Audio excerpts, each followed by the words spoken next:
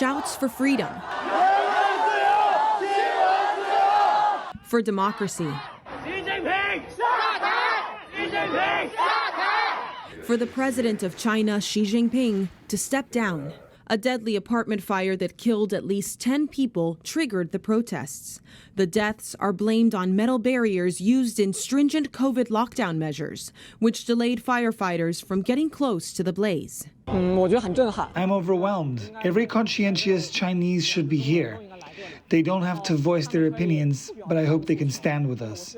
These demonstrations are unprecedented in a country where criticism of the regime can lead to prison or worse.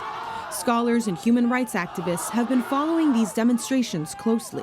My source is in China. It's a protest against the Communist Party because the people understand that the Communist Party is using COVID as an excuse to impose more restrictions on their freedom. It signals the beginning of the end of the Chinese Communist Party and the fall of President Xi himself. The protests broke out the same weekend the Vatican issued a statement condemning the Chinese authorities for violating the terms of a provisional agreement. The agreement, the details of which have never been made fully public, was originally signed in 2018, extended in 2020, and again extended just weeks ago for another 2 years.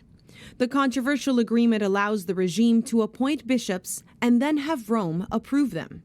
It's been a disaster. It's affected the Vatican's moral credibility. It's hard to see why the Vatican would strike any kind of deal with such a diabolical anti-religious freedom regime. The Vatican says Chinese authorities violated the terms in the agreement by installing an auxiliary bishop of a diocese that is not recognized by the Vatican. China is not interested in accommodating the Catholic Church. It's interested in bringing it under its control. In an interview with America Magazine, Pope Francis said the agreement has had failures and successes, but that he cannot find another way to carry out diplomacy with the communist regime.